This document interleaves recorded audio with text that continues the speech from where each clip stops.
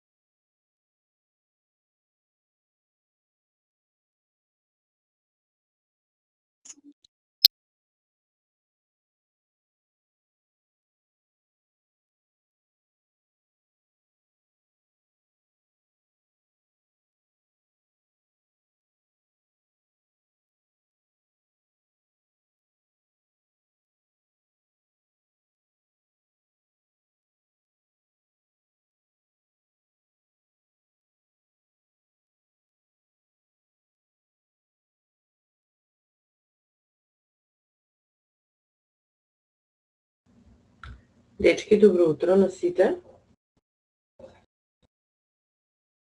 Се слушаме ли?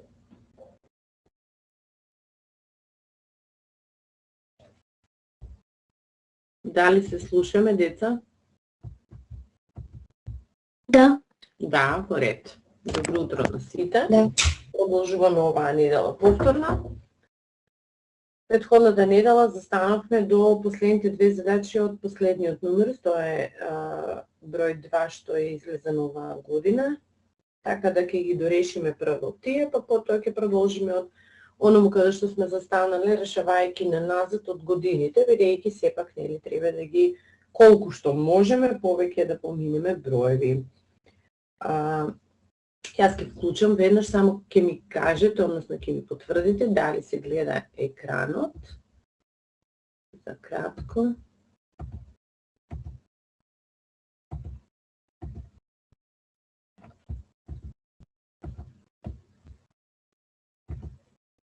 Кажи, Лана, сака нешто крива рака? Лана, повели? Наставнички, дали ми ги испративте резултатите? Кои резултати? Па за информатика квизот. Не знам јас за информатика, најдобро пишете на мејл на Бистри умови, јас не сум за таму задолжена, така да таму ќе може да напишете директно мејл на нив. Наставнички, се извинувам, се спомнив, леле. Во ред, нема проблем, нема никаков проблем. Заборав дека е математика. Да, во ред, нема проблем. Не знам ни што сте правеле, еве, нели дознав какви сте имале, значи најверојатно или ќе ви ги пратат на секој поединечно, или некако ќе ви известат, ако не, ако сакате пак вие прво да дознаете, ќе ви пратите мејл. Нема проблем, значи соработката е обострана, така да ќе добиете повратен одговор со сигурност. Ние застанавме. Друг некој ако има нешто прашање пред да почнеме? Немаме, во ред. Претходната недела, односно претходната сабота, застанавме до последните две задачи од последниот нумерус. Јас како што можеме да видиме сојузна математичар излезен и третиот број. Меѓутоа, додека стигне во училиштата, не знам како ќе биде распореден, дали во текот на наредната недела или понаредната ќе го добиеме. Сепак е добро нели да ги имаме решено овие задачи, ние ги веќе решиме, можеби таму ќе бидат решени на некој друг, можеби поедноставен, можеби посложен начин. Ако земате нумерус, ќе си ги погледнете, ќе си ги видите и таму, ќе си ги споредите решенијата. Јас се надевам дека ни се точно решени и дека ќе се согласуваме со решенијата на самиот нумерус. Ние ќе си продолжиме со следната задача. Лина запишала трицифрен број на лист. Ако на бројот од десно се допише цифрата на единиците уште еднаш, а потоа цифрите се стават во обреден редослед, се добива 4-цифрен број кој е за 27 пати поголем од почетниот. Кој е трицифрениот број кој го запишала Лина? И сега оваа задача вие сте 6-то оделение, а сепак е задача од задачите за 6-то и 7-то оделение. За вас конкретно јас пробував еден куп начини, меѓутоа овој ми изгледаше наедноставен заради тоа што сепак задачата е малку посложена, меѓутоа вие како ученици од 6-то оделение би морале во еден момент при решавањето да преминете на пробување, бидејќи тоа нели е како опција. Да пробуваме за цифра 1, да пробуваме за цифра 2 и така натаму, и за да ги добиеме сите можни комбинации кои го исполнуваат овој услов. Дали можеби некој ја има решавано во училиштето или немате решавано во училиштето задачи? Никој нема? Добро. Вак сега, бидејќи таа запишала трицифрен број на лист, ние не знаеме за кој број станува збор, потоа на бројот од десно ја допишала цифрата на единиците уште еднаш, а потоа цифрите ги става во обратен редослед и се добива 4-цифрен број, кој е за 27 пати поголем од почетниот. Кој е трицифрениот број кој го запишала Лина? Значи, ние прво треба да означиме кој е трицифрениот број, каков е 4-цифрениот број и која е поврзаноста на тие два броеви. Јас обично нели броевите ги запишуваме кога не ги знаеме нивните цифри со А, Б, С, Д и така натаму, бидејќи се работи за трицифрен број, јас ќе го означам со А, Б, С, одозгора нормално ставаме цртичка, бидејќи ако е А, Б, С без цртичка, ќе биде производ на броевите А, Б и С. Затоа се става таа црта одозгора. Значи, тоа е трицифрениот број.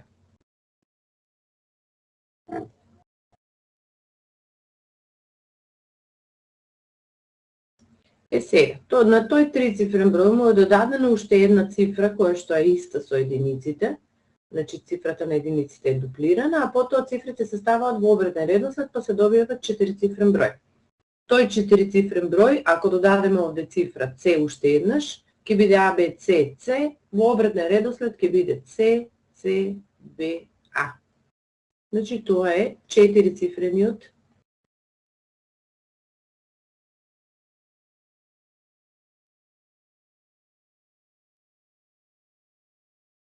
број. Сега, поврзаноста на овие два броеви од условот на задачата вели се добива четирицифрен број, значи овој број, кој е за 27 пати поголем од почетниот. Значи, овој број е еднаков на 27 по првиот број кој што сме го запишале, тоа е ABC. Ставаме повторно цртички. Ова е, како што кажавме, од услов на задачата. Сега, што ќе направиме натаму? Предпоставувам дека и во училиште, оние посебно кои што посетувате надпревари и годините нана за 4 и 5 оделение, знаете дека кога запишуваме некој број, двоцифрен, трицифрен, четирицифрен, кога го запишуваме со непознати цифри, за да го разложиме, треба на секоја цифра да ја додадеме, односно таа цифра да ја помножиме со позицијата каде што се наоѓа, односно ако е на стотки, например ова C, C по 100, односно 100C. Ако е на цифра место десетки, тоа значи B ја множиме по 10. Ова е на единици, си останува, ова е на единици 1000, односно 1000 по C. Тоа ќе го направиме ние од двете страни за двата броеви, па да видиме на крај што ќе добиеме. Значи, тука имаме 1000 по C плюс 100 по C плюс 10B плюс А. Сето тоа е еднакво на 27 по, во заграда ќе ставиме, прво ќе го разложиме, потоа ќе помножиме, ќе собереме, ќе префрлиме од една на друга страна, па ќе видиме што понатаму ќе правиме. Значи 27 по 100А плюс 10B плюс С. Сега ваков израз, конкретно, ние понатаму мораме да собереме она што ни еднакво, да се ослободиме овде од заградата, за да дојдеме до самото решение на задачата.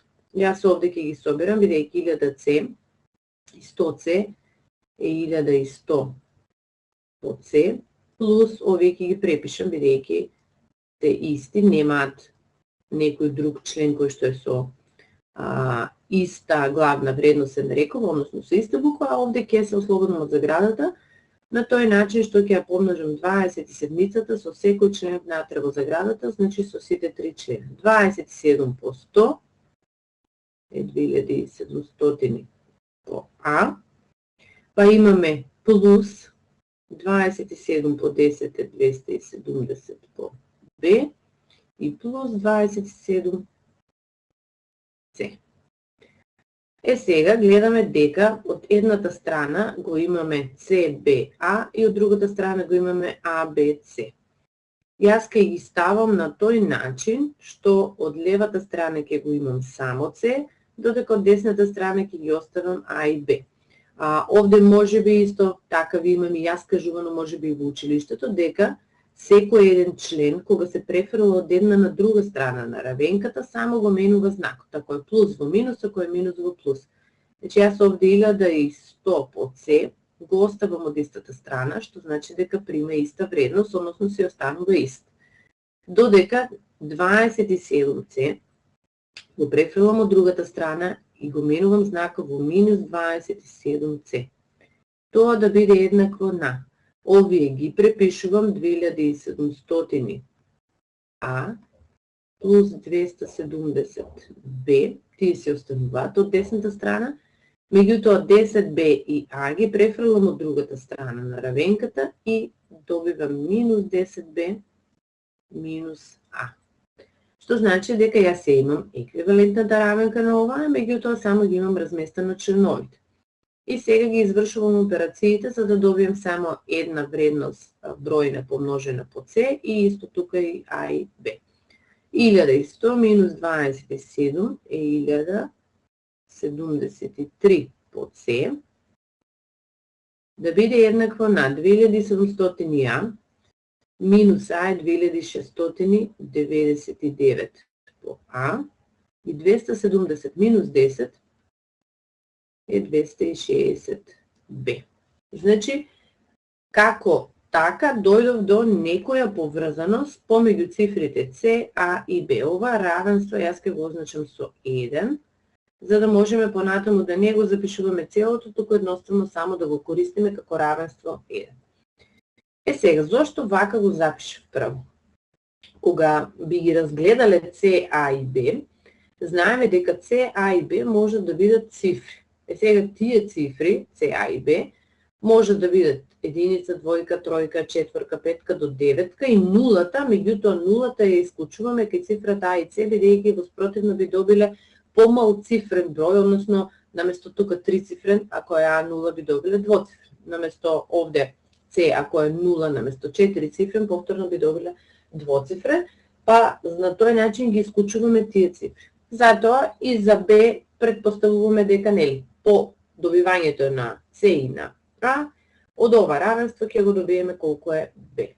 Што друго тука забележуваме? Забележуваме дека левата страна на равенката, тоа е 1073 под С, е еднаква на 2699 по А плюс 260 по Б. Забележуваме дека овие две вредности се поголеми, посебно ова е поголема од оваа страна, што значи дека ако јас земам дека А е единица, пример, како пример го кажувам, ако земам дека А е единица и Б, например, е единица, тука дефинитивно С мора да ја зголемам на барем 3. Бидејќи ако ги заокружиме броевите, 1073 да го заокружиме на 1000 на 1000-арки, значи, кога ќе помножиме со 3, ќе добиеме барем 3000, а овде овој број е приближно помножен со 1 и приближно исто така до 3000, што значи дека јас треба убаво да размислам за кои се броеви може ова да биде исполнето, а не може за сите, и кои се тие броеви за кои што ќе биде исполнето. Значи, мора да си направам, така речено, едно ограничување. Како ќе го направам тоа ограничување? Прво ќе пробам нормално со максималните вредности на А и на Б и на С, односно на А и на Б, за да видам колку ќе добијам како вредност и дали може тоа да се испочитува за С. И сега вака, максималната, овде ќе пишуваме, максималната вредност на А, Б и С е 9. Значи, тоа е она што најмногу може да примаат тие цифри како вредност. Ако А и Б се 9, значи предпоставиме дека се 9, тогаш што добивам? Добиваме, значи С не го ставаме како 9, да видиме дали може да прима вредност А и Б 9 и ставаме 1073 под С да биде еднакво на 2699 по 9 плюс 260 по 9 и од овде добиваме дека 1073 под С е еднакво на 2699 по 9, јас ги имам пресметано да не губиме сега време, бидејќи е доста долга задачата, да не се задржиме нели само на ова, сметањето го знаете, 24291 плюс 260 по 9 е 2340, односно јас овде ќе доработам за да имаме место на листот 1073 под С е еднакво на ова соберено е 26631 и од тука,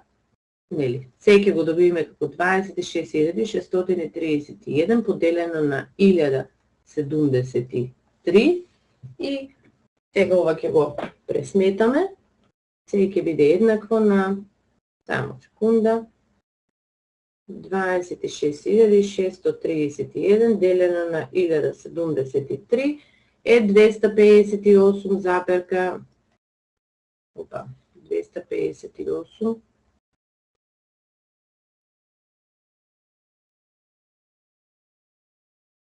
заперка 5 и така натаму, значи не е цифра. Со самото ова Што значи дека не може да биде ниту А, ниту Б 9, не посебно не во исто време, што значи дека ќе пробуваме вредности, односно ќе видиме како ќе пробуваме и кои вредности ќе ги пробуваме, меѓутоа тоа секако нема да бидат вредностите кои што се А и Б, кои што се 9. Од тука можеме да заклучиме, само да запишеме, од овде може да заклучиме дека цифрите А и Б треба, ајде директно да напишеме да не губиме од местото, треба да бидат помали од 9. Ако пробуваме и понатаму, ќе биде и од 8, а максималната вредност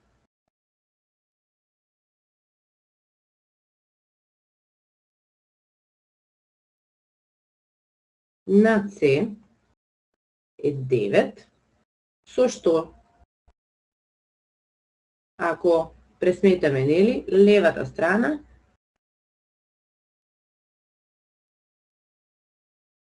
на равенката 1, тоа е оваа равенка што ја напишавме овде, значи левата страна на равенката 1 има максимална вредност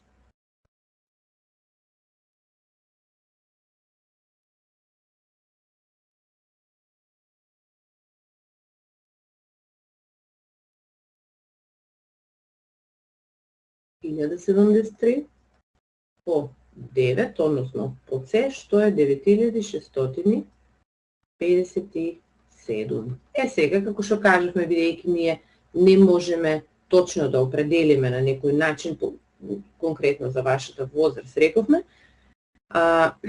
би ограничиле вредноста не е ни 9, не е ни 8, туку на некоја помала, меѓутоа како ќе почнеме да работиме. Вака сега, со пробување,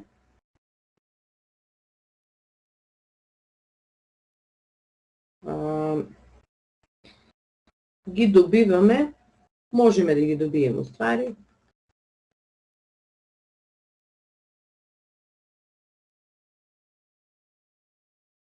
бараните цифри.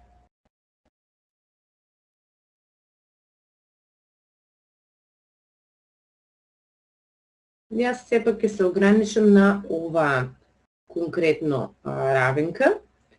Како ќе ограничиме оваа равенка? Сепак размислуваме, како што споменав и претходно, на начинот, например, ако А е единица. Се колку мора да биде, па да видиме дали Б ќе добие цела вредност. Значи, вака, сега ќе одиме, јас ќе мора да завратам на нов лист сепак, за да можеме да пишуваме.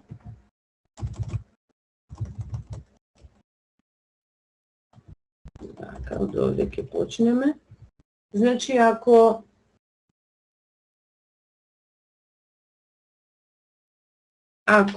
се, како што кажавме, поточно не се извинувам, само равенката да ја вратам, ако А е еднакво на 1, тогаш Б мора да биде барем, се извинува, мора да биде барем 3,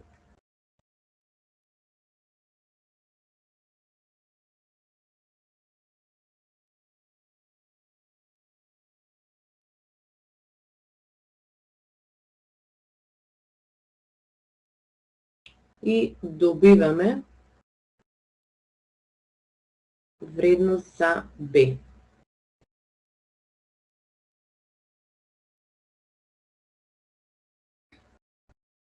Како ќе го направиме тоа? Значи, само ја запишуваме повторно, јас ќе ја запишам овде равенката уште еднаш. 1073 од С е еднакво на 2699 по А плюс 260 по Б. Сега заменуваме. Ако С е 3, имаме 1073 по 3 е 2699 по 1 плюс 260 по Б. Значи решаваме равенка. По таа равенка имаме 1073 по С е 3219 еднакво на 2699 по 1 е истиот број, плюс 260 по Б.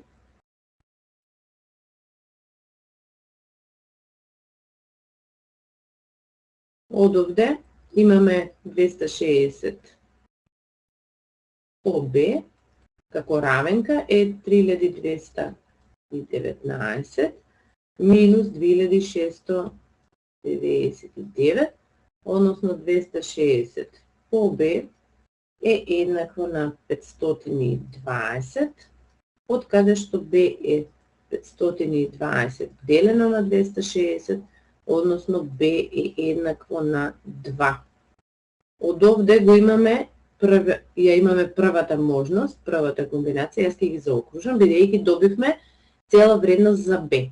Ако во случај добиете овде за вредноста на Б некој децимален број, тоа значи дека не може да биде цифра, па со самото тоа всушност не може да влезе во обзир оваа комбинација. На ист начин ќе пробаме, што ако, например, А е некоја друга цифра 2 или 3 и така натаму, се додека можеме да ја зголемуваме А, според А ќе ја зголемуваме и цифрата на С, како што ви кажав, и приближна вредност, за да ја добиеме цифрата Б. Јас само ќе повлечам надолу на листот и ќе продолжиме да пишуваме. Мораме да извлечеме надолу другата задача. И овде ќе се потрудиме да го скратиме на 2 дела, јас ќе го запишам. Ако, како што кажавме, сега ја зголемуваме цифрата А наместо единица двојка, тогаш пробуваме за С. Ако А е двојка, тука ќе добиеме некоја вредност, овако го светаме како 2500 приближно, значи околу 5000, што значи дека С мора да биде 5 или 6 евентуално, бидејќи тука е многу мала вредноста, значи ние ќе претпоставиме дека С е 6 и добиваме вредност, бидејќи петката ќе биде мала, добиваме вредност за Б. На ист начин како погоре го користиме равенството, односно 1073 помножено по С е 6, рековме, да биде еднакво на 2699 помножено по А двојка плюс 260 по Б. 1073 помножено по 6, добиваме 6438. 2699 помножено по 2 е 5398 плюс 260 по Б. И овде имаме дека 260 по Б е еднакво на 6438 минус 5398, односно 260 по Б е еднакво на 1040, од каде што можеме да заклучиме дека Б е 1040 делено на 260, односно Б е 4. И на ист начин, значи добиваме Б природен, односно цел број, и истата аналогно исто се испитуваме ако А зголемуваме од 2, 3, тогаш пробуваме Се да биде еднакво на. Сега се враќам пак на равенката. Ако А е 3 Еве равенката, најпрвата, ако А е 3, овде добиваме вредност скоро 8000. А ако таа вредност е скоро 8000 и плюс на неја треба да додадеме нели 260 по некој број, значи тука кај С слободно можеме да запишеме да биде 9. Бидејќи со 8 нема да биде исполнето равенството, па добиваме вредност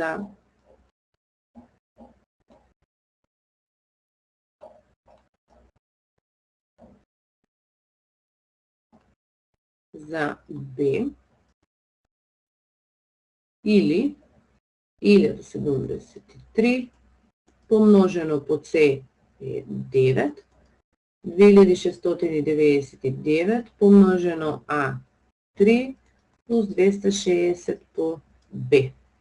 1073 помножено по 9 е 9657.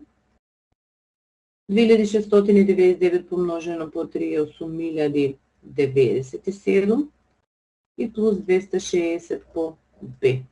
Одовде 260 по Б е 9657 минус 8097, односно 260 по Б е еднакво на 1560, од каде што можеме да кажеме дека Б е еднакво на 6.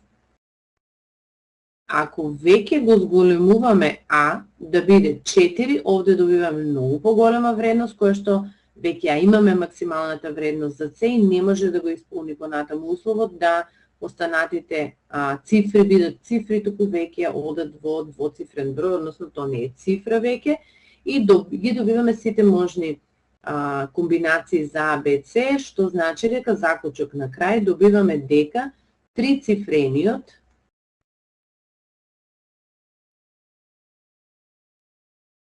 број А, Б, С, кој што се бараше на почетокот, може да биде две точки. Значи, кај цифрата, само да го споиме, ако цифрата А во првата комбинација беше 1, Б е 2, С е 3, значи 123.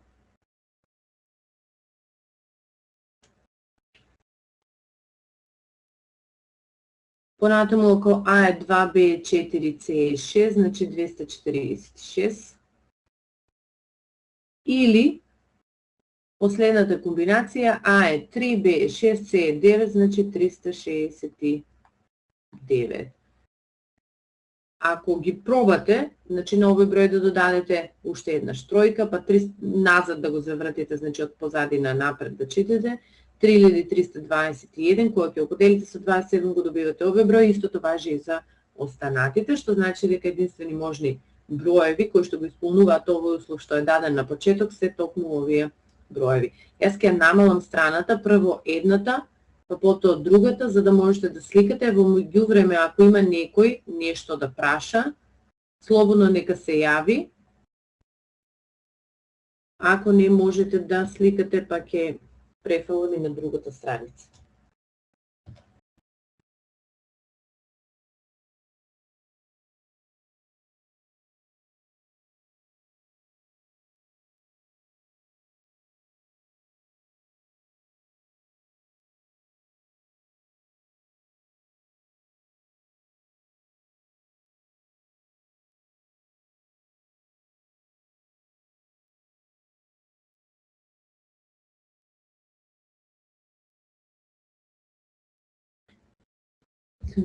Дали сликавме деца на првата страна?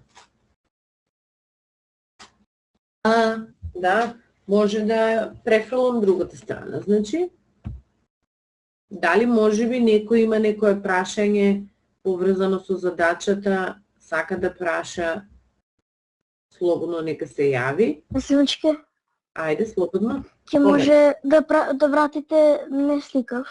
Ајде. Само почекайте малку, побавно се појавуваат цифрите, мислам пишуваното. Ајде, може сега.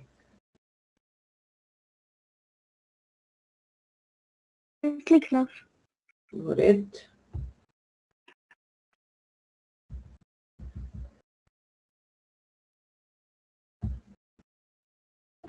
Еве ви е и втората страна. Може би некој има некој прашање или е јасно, подолга е задачата. Меѓутоа, нели, сепак е решлива.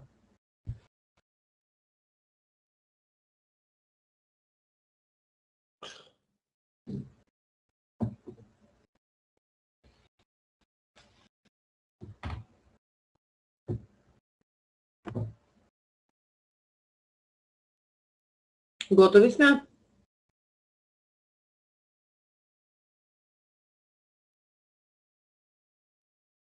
Дечки, готови сме или уште не? Готово. Готово, во ред.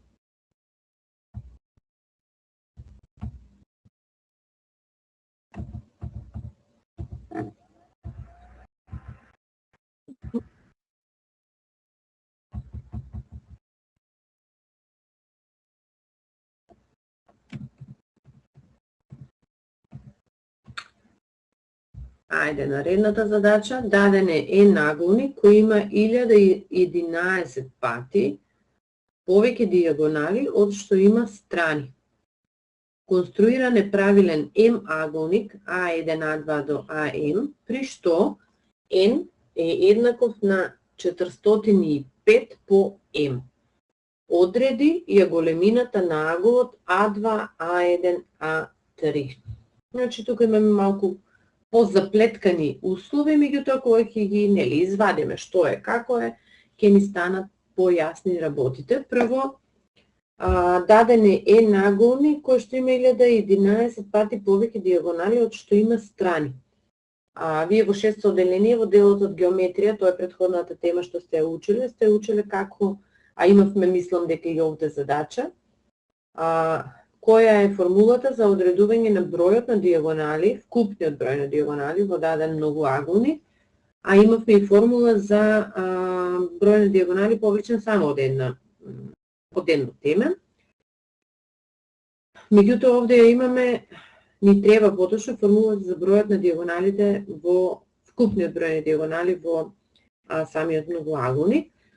Самото тоа што е N наголник ни дава до знаење дека имаме N страни, односно не знаеме колку страни имаме, меѓутоа ќе означуваме со N и при тоа ќе означиме која е поврзаноста на страните со самиот број на дијагонали, па потоа ќе видиме за кој многоаголник станува збор, за да можеме потоа да откриеме каков е конструиран M аголникот од самиот број на страни N од првиот N аголник, па потоа и да го откриеме аголот што се бара. Прво јас ќе почну, може би некој сака да решава, не знам, може би ја решим. Или да решувам јас. Добро. Ајде. N аголник. Така ни е дадено, што значи дека N ќе ни биде број на страни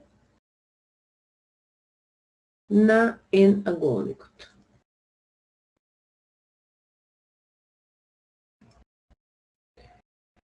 Сега, dn ќе ни биде бројот на дијагонали.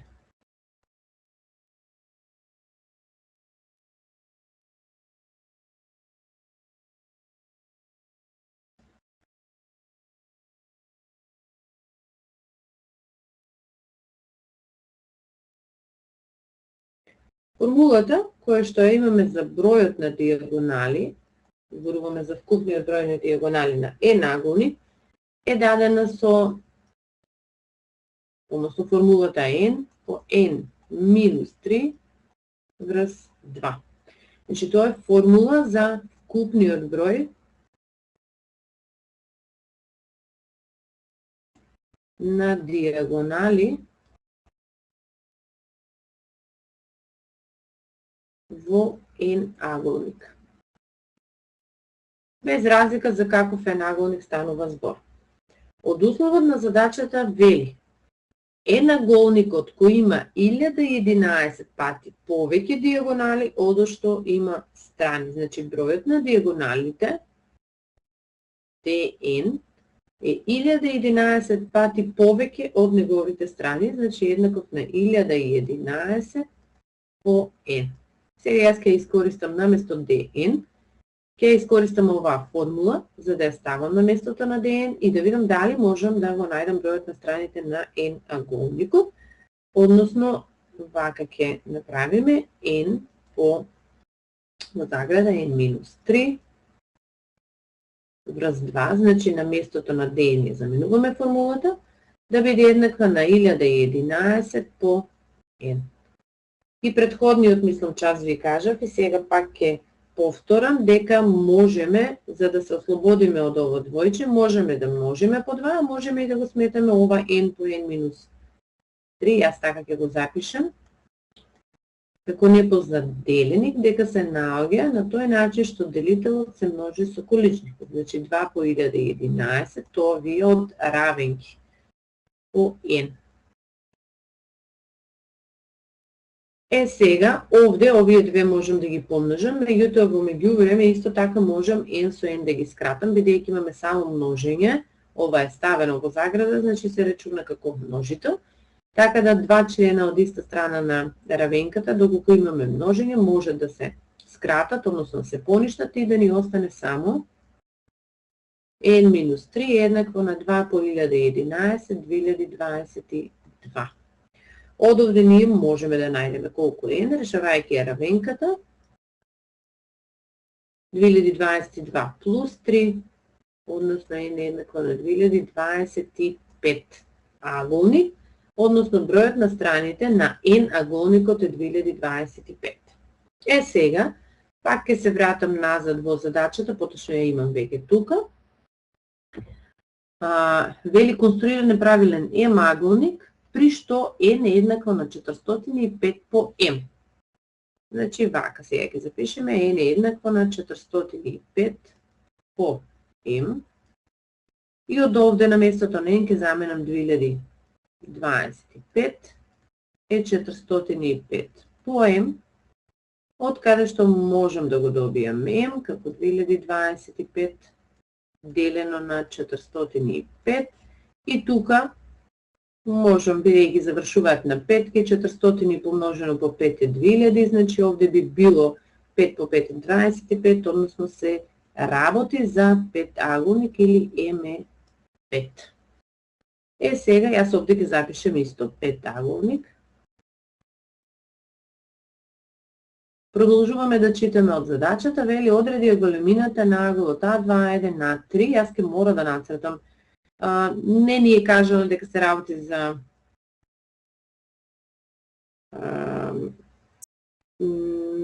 добро, ни е кажано дека се работи за правилен петаголник, значи конструиране правилен петаголник, што значи дека јас скицата само ќе ја нацртам како петаголник, колку ќе биде правилен не знам, нема да биде со сигурност, колку што можам ќе се потрудам.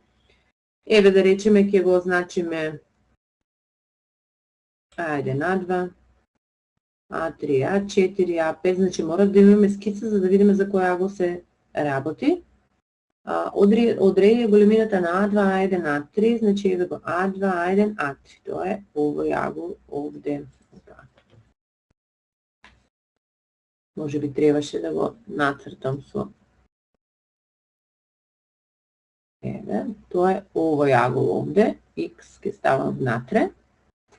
Значи, ние треба да го одредиме тој агол X, колку е. Правилен M аголник, тоа значи дека сите страни му се исти и сите агли му се исти.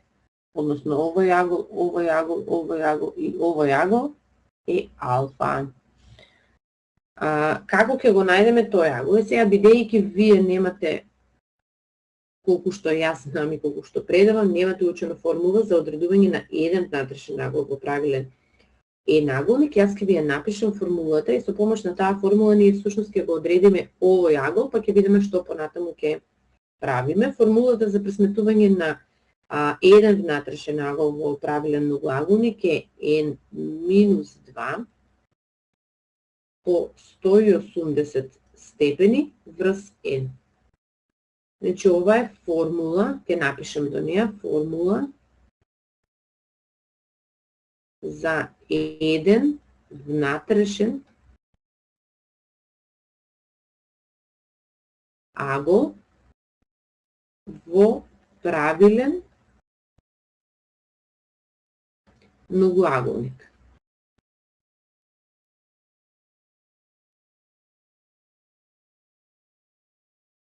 Кај нас бидејќи N, односно M, се работи за петаголник, меѓутоа формулата е таква како што е, затоа ја напишав со N, таа е општа формула. Сега, бидејќи формулата е дадена со општи броеви, ние тие општи броеви ќе ги искористиме нашите конкретни, тоа е дека се работи за петаголник, значи ова N ќе го смениме со петка, 5 минус 2, во нашиот конкретен случај за да добиеме по 180 врз 5, од каде што алфа е 3 по 180 врз 5, или алфа е 3 по 180 е 540 врз 5. Ова кој ќе го поделиме е 108 степени. Значи, еден внатрешен агол е 108 степени. Зошто се враќам назад на цртажот? Ние спомнавме дека сите се такви агли внатрешни во самиот многуаголник. Од овде што страните на правилен многуаголник се еднакви и овој агол при врвот го ние веќе имаме, знаеме дека се работи што имаме две исти страни, повликувајќи оваа диагоналата А1 А3. Во петаголникот можеме да кажеме дека овој триаголник А1 А2 А3 е рамнокръг. По секој рамнокръг триаголник аглите при основата се еднакви, а ние го имаме веќе аголот при врвот што е всушност аголот алфа, па можеме да го најдеме аголот X. Значи, тука ќе запишем триаголник А1, А2, А3 е рамнокръг. Сега, бидејќи тоа е рамнокръг, рековме алфа агол при врвот, па аголот X, или, ајде вака ќе напишеме и овој агол е овде X плюс алфа е 180 степени. Алфа го добивме како 108, мислам, значи 2x плюс 108 е еднакво на 180, односно 2x е 180 минус 108, од каде што 2x е еднакво на 180 минус 108 е 72 степени, или x е еднакво на 72 степени делено на 2, само да повлечем наваму, и добиваме дека x е еднакво на 36 степени. Значи, ова ни е бараниот агол, односно аголот, само да видиме како беше, А2, А1, А3.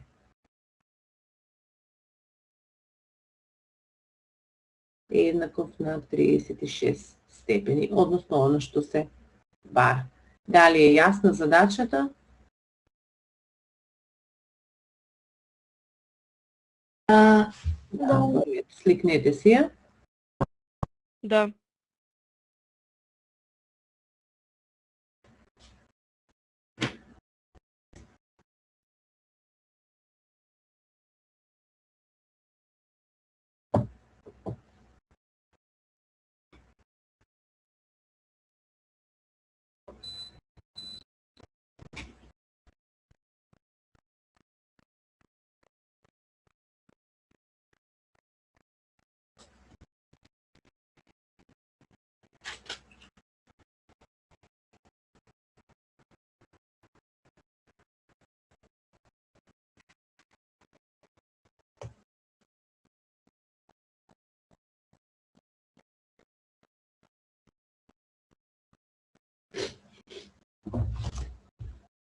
Ако сме готови да одиме на следно.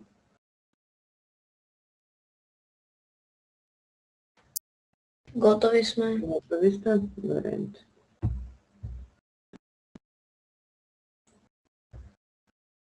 Сега продолжуваме, бидејќи со ова го завршуваме последниот номер што го имаме добиено, двојката. Продолжуваме со задачи од, ова е номерот број 2 од 2023-2024 година. Јас не знам претходниот час, само вие ќе ми исправите ако имаме една задача, се мислам, проверим во документот дали ја имавме решено, заради тоа што нели беа наред овие две, а тие се доста подолги и немавме време. А ако сме ја решавале, само ќе одминеме некои од задачите, не е никаков проблем, сепак нели да не ја повторуваме, да решиме колку што е возможно повеќе нови. Правоаголник и квадрат имаат еднакви плоштини, должината на страната на квадратот е 1,6 пати поголема од ширината на правоаголникот, а должината на правоаголникот е 12,8 см. Да се пресметаат периметрите на правоаголникот и квадратот. Овде само ви требаат добри ознаки, инаку мислам дека не би требало да биде проблем. Може би некој ќе сака да ја реши, да проба поточно, да јас ќе му помагам. Нема, добро. Бидејќи имаме правоаголник и квадрат имаат еднакви плоштини, ние мораме да ги означиме поинаку, односно различно. Јас ќе почнем вака, плоштина на квадратот ќе означиме со ПК.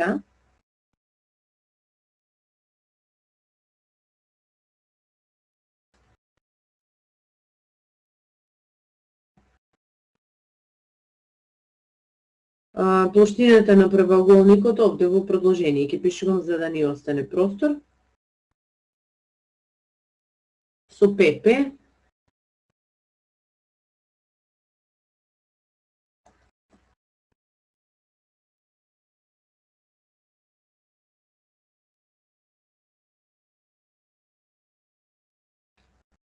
Понатаму вели должината на страната на квадратот.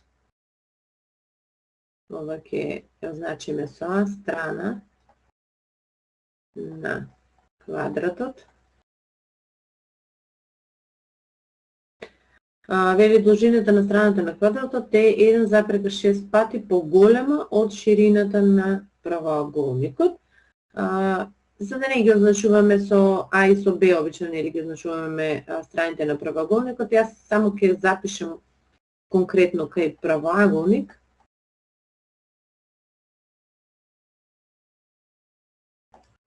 Имаме должина и ширина.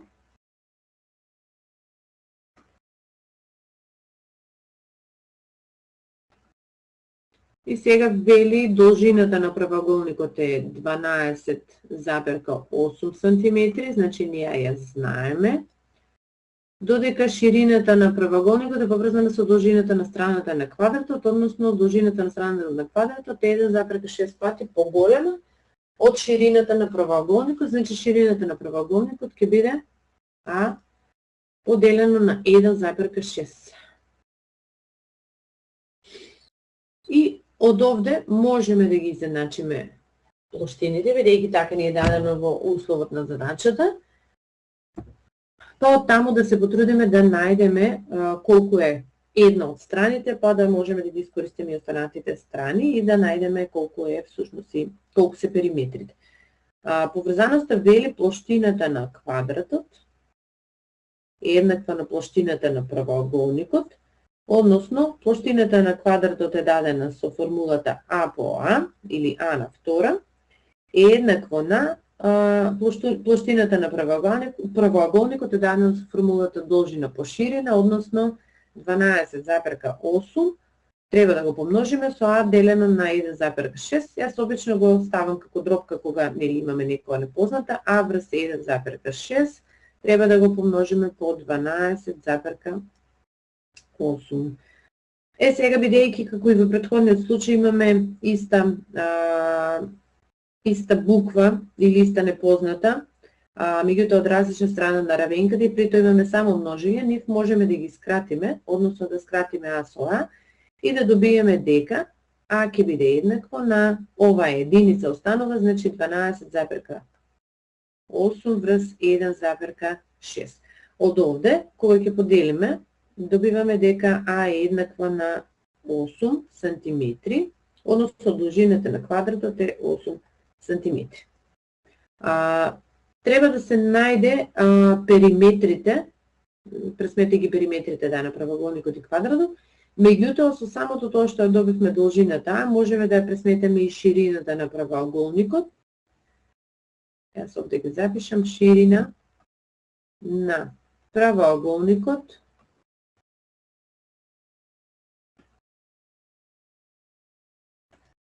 се добива како 8 поделено на 1,6, односно 80 поделено на 16, што е еднакво на 5 см. И од овде можеме да добиеме периметар на квадратот, тоа е 4 пати по А, односно 4 по 8, тоа е 32 см, додека периметарот на правоаголникот е 2 пати по А плюс Б, односно ширина, овде не означивме А и Б, само ќе ги запишеме како крајни вредности, должина и ширина, или 12,8 плюс ширина 5, тоа е 2 по 12,8 и 5, 17,8, односно плоштината е еднаква на, овде би бил 35,6 см. Значи, периметрите на квадратот и на правоаголникот се 35,6 и 32 см. Дали е јасно? Да. Предпоставувам. Да, во ред. Ако имате некое прашање, значи слободно јавете се, прашајте за било кој дел, зошто е така или како е добиено, ќе објасниме. Оно што ви е нејасно, затоа и сме и тук.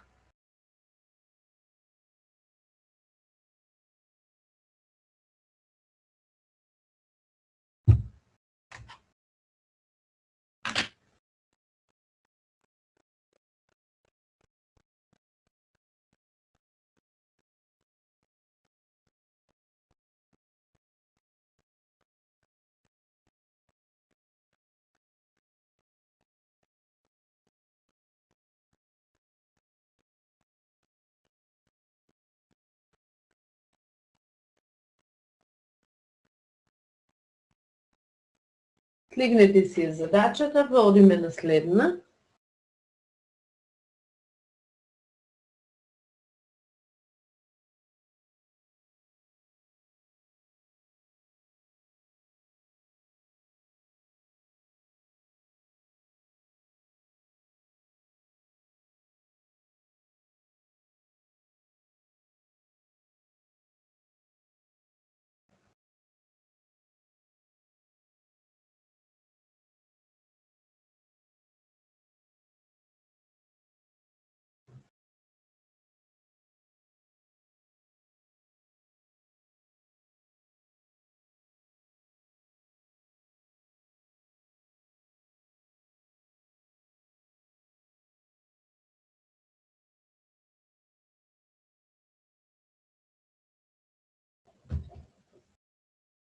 Предпоставувам дека сте готови. Одиме на следната задача.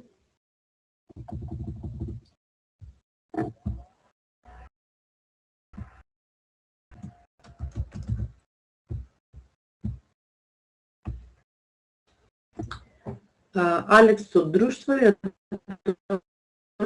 новата 2023 година, точно на полнок им рекол на своите другари. Пред 2000 часа наполнив точно 12 години. Пресметајте го точното време, час, ден, месец на година на неговото раѓање. Овде само да исправам грешката. Месец, година на неговото раѓање.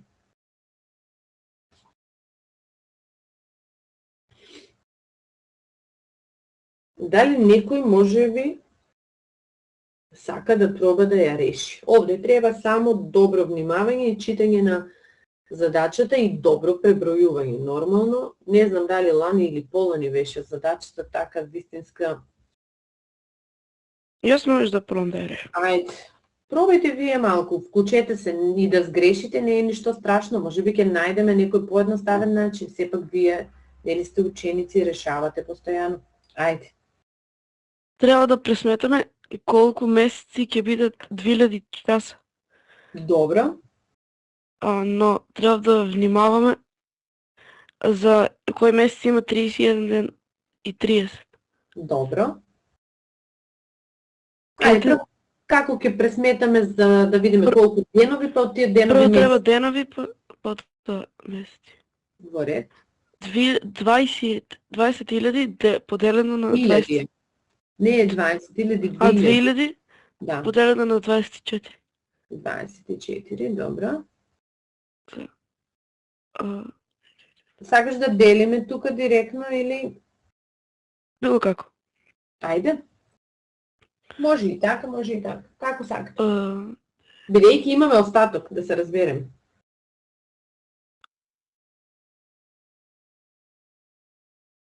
Ајде да делиме. Значи излева 83. 83, 3. меѓутоа имаме остаток, така ли? Да. Добро, колку е тоа остаток? 8. 8, така. 83 дена и 8 часа. Да, во ред. Сега тоа ќе го напишеме вака со цртичка. Само мораме да бидејќи не можеме ние да напишеме 2000 делено од 24 83, нели, бидејќи не е 83.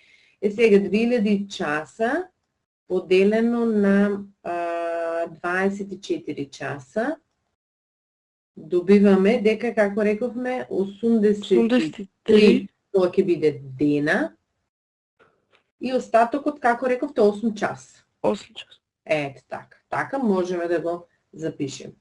Ајде да видиме што понатаму. Па сега треба да одзимаме месец по месец. Добро. Бидејќи тој ми рекол точно на полнок на нова година. Значи точно на полнок, потоа ќе гледаме годината. Им рекол на своите другари, пред 2000 часа наполнив точно 12 години. Значи на нас не треба, прво датумот ни треба, па потоа на назад ќе враќаме 12 години. Датумот е 1 јануари 2023. Добро, меѓутоа ајде да видиме како што кажа. Декември колку месеци има? Колку денови се? 31. Декември. 31 ден. Добро. На назад е ноември. Ноември 30. Добро. Октомври 31. Добро. И сега како што гледаме, на нас не требаат 83 дена, ние имаме овде веќе 92, што значи се доволни, така? Да. Добро. 83 минус 31 ќе биде 52. Значи овие два можеме да ги одземеме. Да. 61 ден имаме тука. Значи 83 минус 61 е еднакво на 22 дена. Толку ни останувате. Сега битен дена се извинувам. Сега како ќе работиме со октомври? Па треба 31 минус 22. Добро. Ајде вака, ќе напишеме овде. Од 31 октомври броиме на назад 22 дена.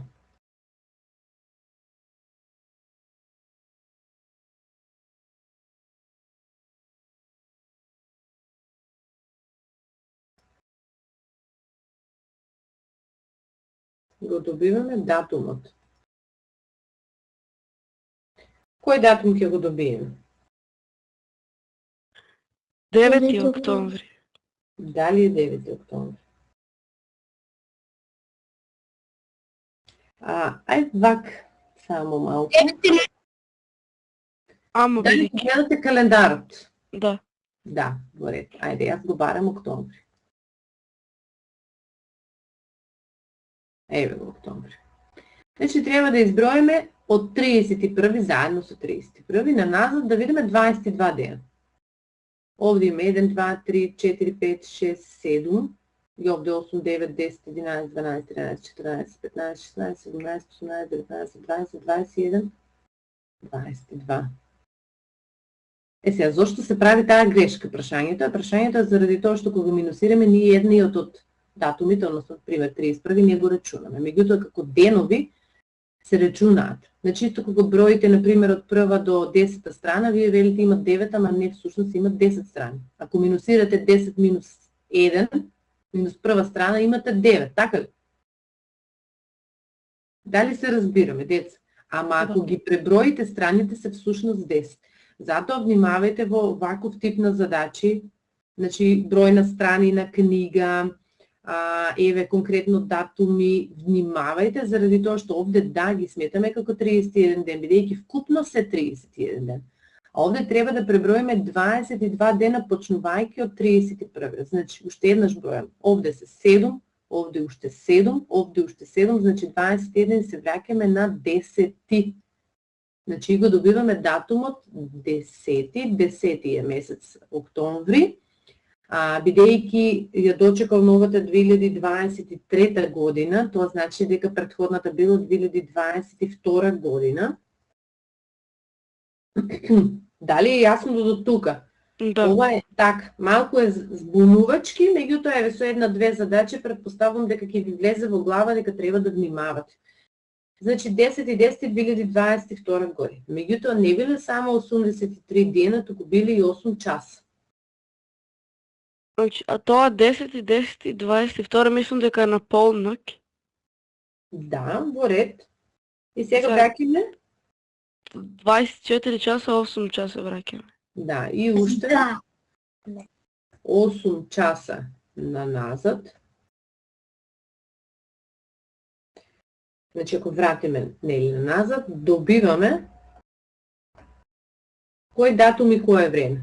9 октомври 2022 година во 16 часа. Так, 16 часот. Што тука направил? Тогаш наполнил 12 години. Так. Што се бара во задачата? А кога времето на раѓање? Добро. Што ќе биде минус 12 години во 9 октомври 2010 година во 16 часот. Бил роден. Во ред. Така, точно. Значи, пак повторувам уште еднаш, внимавајте на пребројувањето кога се работи за датуми и пак ваков тип на задачи се среќаваат и во, како што ви споменав, во книги. Од прва до 10 страна, од, не знам, од 11 до 20. Внимавајте кога пребројте си еден таков интервал, за да бидете сигурни за колку страни или за колку бројот кој е што се бара. Ако некој има некоја прашање, слободно нека праша, ако не, сликнете си задачата, па ќе продолжиме на следната.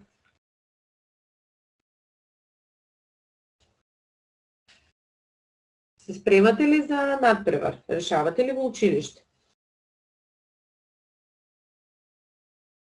Да. Да. Добро.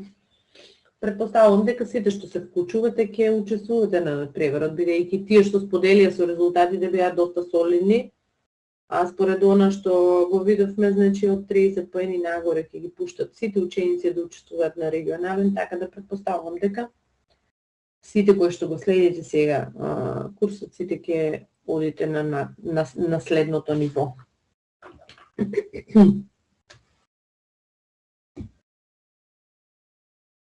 Ако сме готови, да одиме на следната задача. Во 6-то оделение, во едно училиште, има вкупно 77 ученика. Од нив 49 ученици за ужине на големиот одмор купуваат кифла, 35 ученици купуваат перек, а 27 купуваат и кифла и перек. Колку ученици за ужине не купуваат ниту кифла, ниту перек? И ова е поедноставна задача. Дали некој сака да проба да ја реши?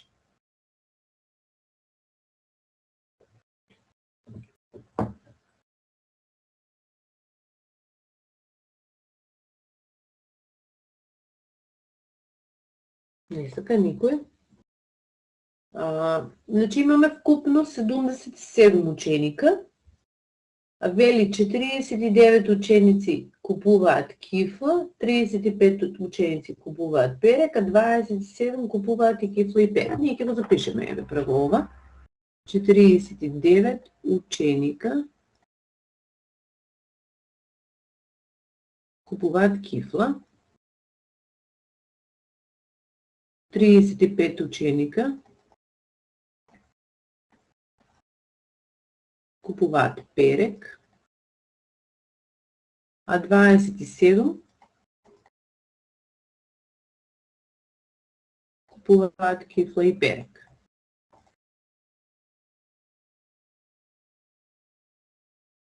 Вкупниот број на ученици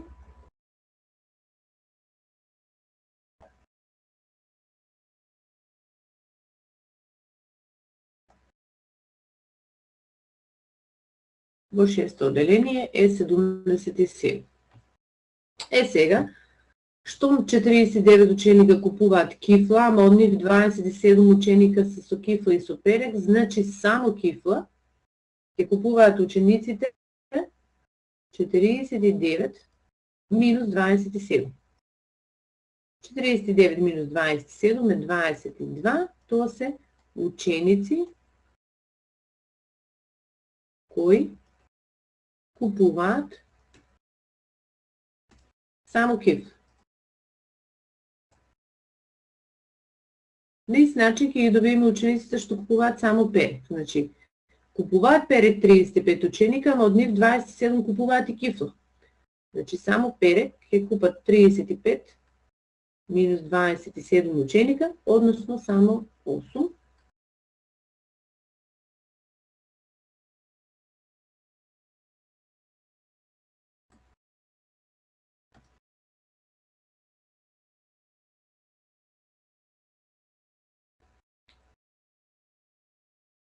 Сега кај нас се бара колку ученици за ужина не купуваат ниту тоа, ниту тоа. Ние имаме вкупниот број на ученици кои што купуваат само кифла, тоа се 22. Вкупниот број на ученици кои што купуваат само перек, тоа се 8. И бројот на ученици кои што купуваат и кифла и перек, тоа се 27. Тие ќе ги собереме, ќе ги одземеме од 77, за да добиеме колкав е бројот на ученици кои што не јадат, односно не купуваат ниту кифла, ниту перек. Значи, 77 минус, како бројни израз го запишуваме целосно, минус во заграда 22 плюс 8 и плюс оние кои што се заедно, односно 27. Или тоа е 77 минус 22 плюс 8 е 30, плюс 27 е 57. И ова кога ќе го земеме, добиваме дека 20 се ученици што не купуваат ни кифла, ни перек.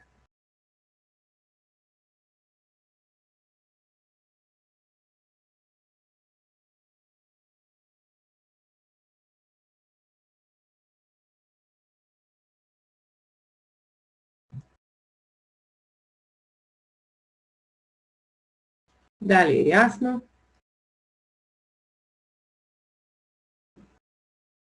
Да. Поред.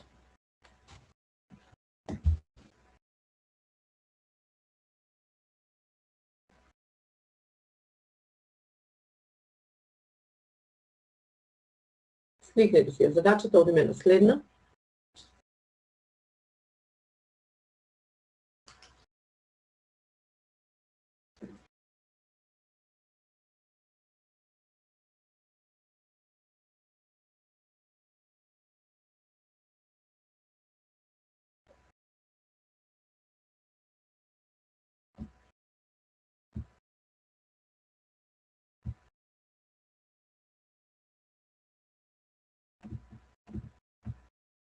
Поставувам дека сте готови.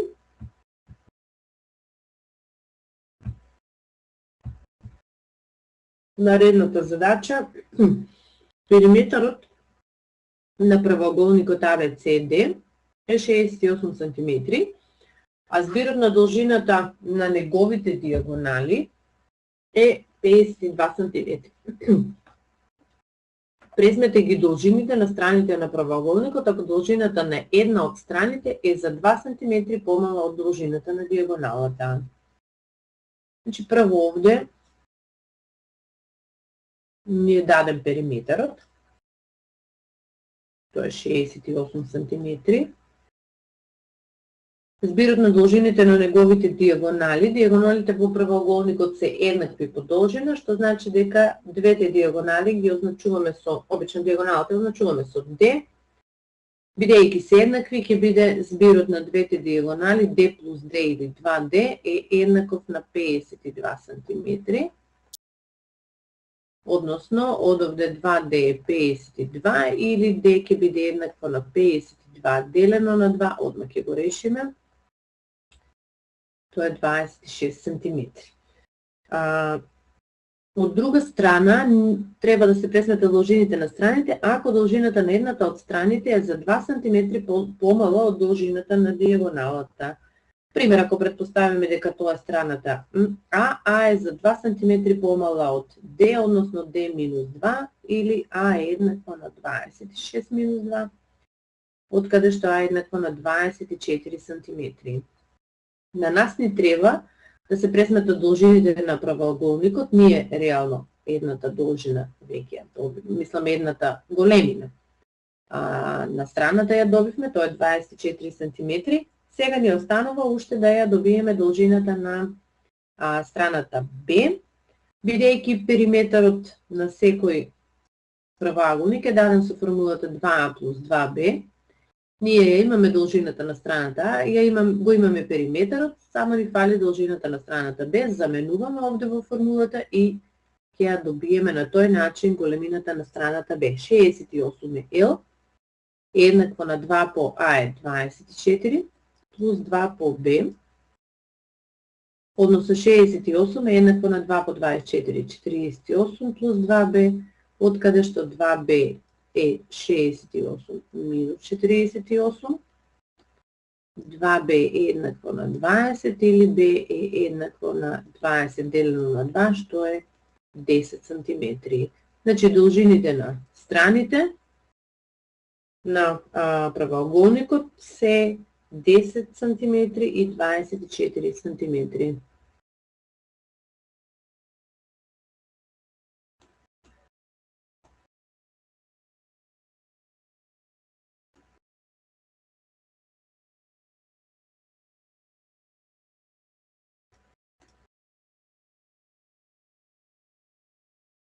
Можете и оваа да се ја сликнете, предпоставувам овде не би требало да има прашање, поедноставна задача е.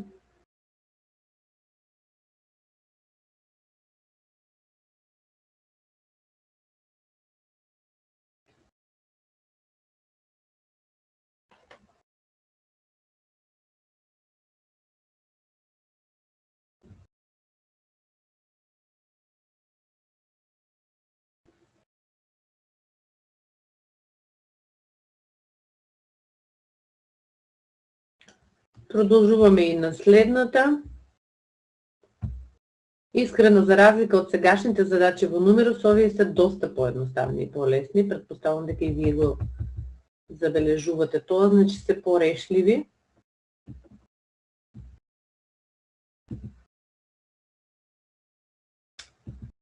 Да ми отиде страната сега.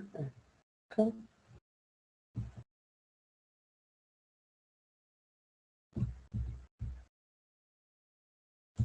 Дали може 4-цифрен број на кој сите цифри му се исти да е еднаков на производот на два двоцифрени броја, образлоши. Сега, моето прашање е дали ја решававме ние оваа задача предходниот пат или не. Некој ако може да ми каже. Јас мислам дека претходниот пат ја решаваме нас со А, Б, а не ВК.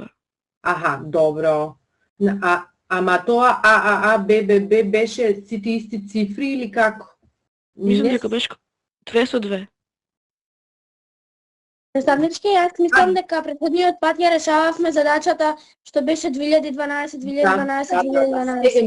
Сега ми текна. Не можев да го најдам документот од претходниот час, јас го прекав на мејл, ама во ред ми текна за која задача. Прескратувавме цифри на повеќе цифрен број беше, сега не ми текнува точно. Требаше да прескратаме неколку цифри да добиеме неколку цифрен број. Во ред, значи не сме ја решавале, оваа ја решававме со 7, ако не се лажам. Во ред, сега ќе ја решиме тука. Дали може 4-цифрен број на кој сите цифри му се исти да е еднаков на производот на два двоцифрени броеви и образложи. Прво 4-цифрен број, нели составен од 4 цифри, сите цифри ако му се исти, кои броеви се во опција? Кои броеви? Од 1 до 9. Да, цифрите се од 1 до 9, а броевите ќе бидат кои? 1111, 2222, 3333 и до 9999. Так. Значи 4 цифрени броеви на кои сите цифри се еднакви или се исти, ајде. Тоа се броевите, како што помена некој 1111, 2222, 3333, се до 9999. Значи, тие се тие броеви.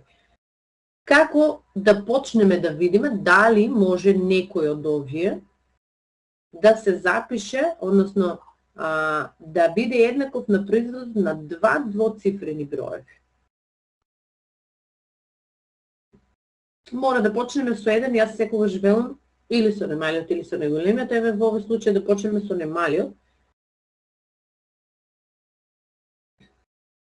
А останатите се содржатели, нели 1111 може да се запише како 2222 се извинува, може да се запише како 2 по 1111, 3333 може да се запише како 3 по 1111 и така натаму.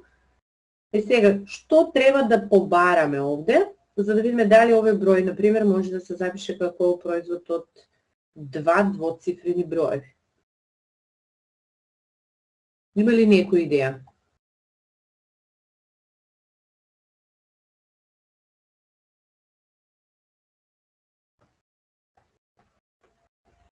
Бараме делителите на 1111, да видиме дали може да се запише како производ од два двоцифрени броеви.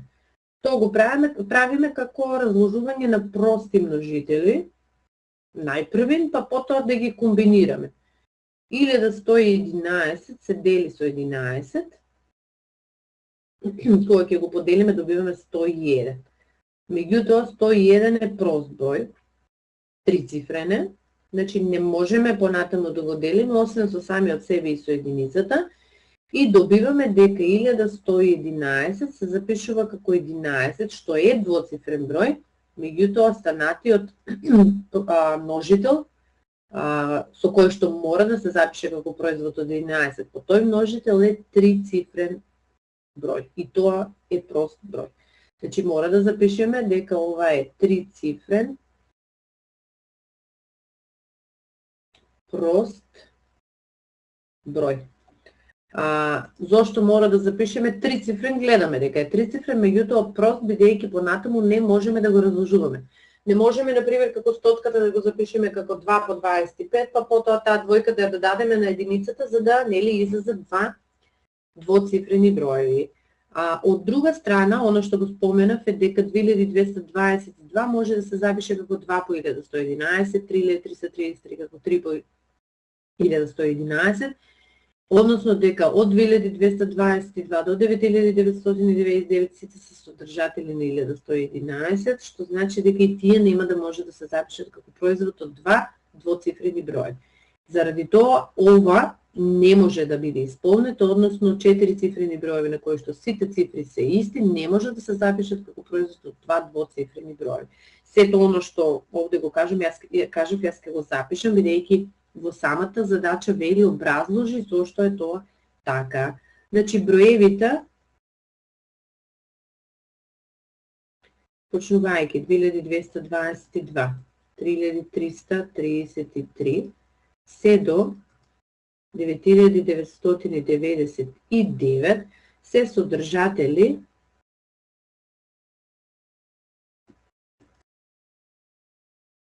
на 1111, па мора да се запишат, ајде, па од овде добиваме 2222 еднакво 2 по 11 по 101. 3333 е 3 по 11 по 101. И така натаму до 9999 е еднакво на 9 по 11 по 101. Забележуваме дека 101-ата се појавува во сите овие, ова како петка ми личи, во сите овие множители, односно 101-ата е трицифрен број, па следува дека тоа не може да биде исполнето. Во сите производи го има бројот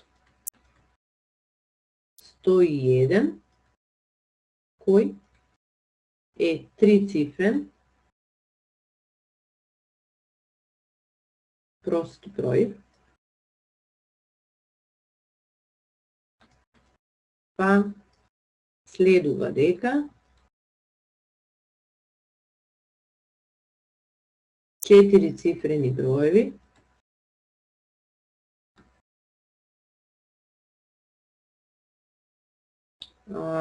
на кои сите цифри се исти, не можат да се запишат како производ од два двоцифрени броја.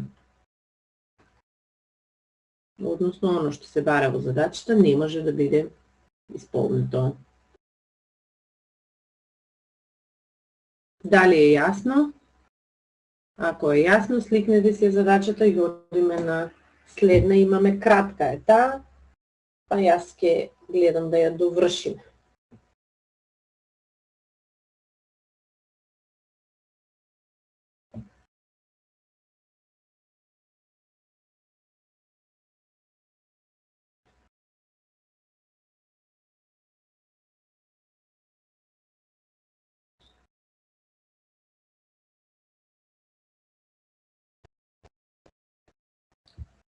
Дали сме готови, дечки?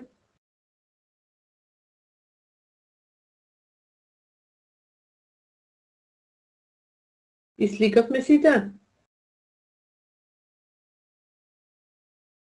Да. Да. Ајде, уште ова, кратка е, лесна е. Вие сепак сте, пак ќе повторам, 6-то одделение и не знам дали имате зборувано за не на редовните часови, таку на часови за додатна настава кога се спремате за надпревар, за целите броеви, односно за производ на два цели броеви, каков знак се добива доколку едниот е позитивен, другиот е негативен или двата се негативни, односно двата се позитивни броеви. Дали некој знае да ми каже од вас? Пример, производ на два позитивни броеви е позитивен број, меѓутоа производ на два негативни броеви. Минус 2 по минус 3. Знае некој или не знае? Предпоставувам нешто не се јавува. Значи и тука во самата задача се бара да се одреди знакот на производот на броевите x, y, z, ако x по y е поголемо од 0, x по z е помало од 0 и z е помало од 0. Ако бројот е помал од 0, тоа значи дека знакот пред тој број е минус. Ако бројот е поголем од 0, тоа значи дека знакот на тој број е знакот пред тој број е плюс. Најдобро е позитивните и негативните броеви да се ги поврзувате со температурата. Надвор, например, е минус 5 степени. Тоа значи дека е многу ладно. Надвор е 20 степени, тоа значи дека е многу топло. Сега, кога зборуваме ние за конкретно за броеви, нели, најлесно е да си, пак ќе повторам, да си го поврзуваме со температурата, бидејќи тоа помало од 0 ни додава знак минус. Меѓутоа, станува збор за знаците. Како се добиваат знаци при производ на сами броеви. Јас само со знаците ќе го напишем, ќе напишем во наводници ги ставам. Кога множиме два позитивни броја, тука ќе го ставам, правилото на крај добиваме позитивен број. Ако множиме два негативни броја, исто така резултатот е позитивен број. Ако множиме негативен со позитивен број, тогаш резултатот е негативен број. Без разлика дали минусот е тука или тука, ако двата знаци се различни, минус и плюс, резултатот е негативен број. Ако двата знака, овде ми е грешка, само секунда, зборувајќи сум изгрешил, овде треба да биде минус.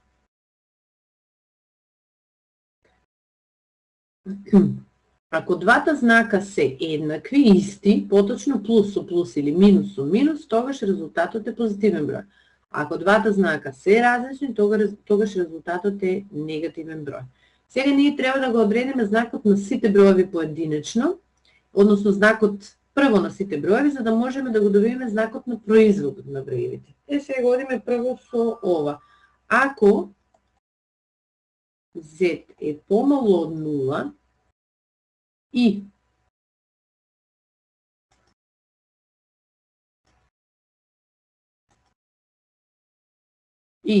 x по z е исто така помало од 0, значи имаме еден негативен знак и производот е негативен знак, тогаш останатиот знак треба да биде позитивен. Од овде, тогаш x ќе биде поголемо од 0.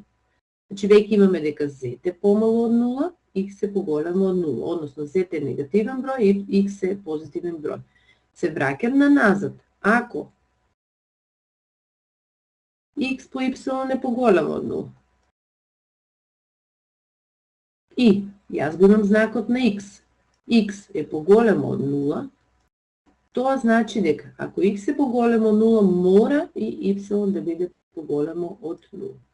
Значи мора да бидат двата позитивни знаци, за да биде позитивен, или двата негативни. Ние имаме веќе дека едниот од броевите е позитивен, тоа е x, самото тоа повлекува за да производот е позитивен и y биде позитивен број. Сега вели одреди го знакот на производот на броевите x по y по z, x по y по z ќе биде x е позитивен, y е позитивен, ама z е негативен број. Позитивен по позитивен ни дава позитивен број и тој позитивен што ќе го добиеме кога ќе го помножиме со негативен број ќе ни даде негативен број, односно производот на овие броеви е негативен број. Малку може би повеќе збунувачко, меѓутоа вие го немате тоа учено и јас претпоставувам дека на надпревар не би требало да ви дадат некоја ваква задача. Сепак, ова од страната што ви го напишав, така, запамтете си го и кај делењето е исто. Само наместо знак за множење ставате знак за делење. Сосема идентично. Ако има некој прашање, слободно можете да праша, ако не, сликнете си задачата и можете да се испочувате. Гледање наставнички. До гледање, убав ден. Довидување. Довидување. Довидување. Довидување.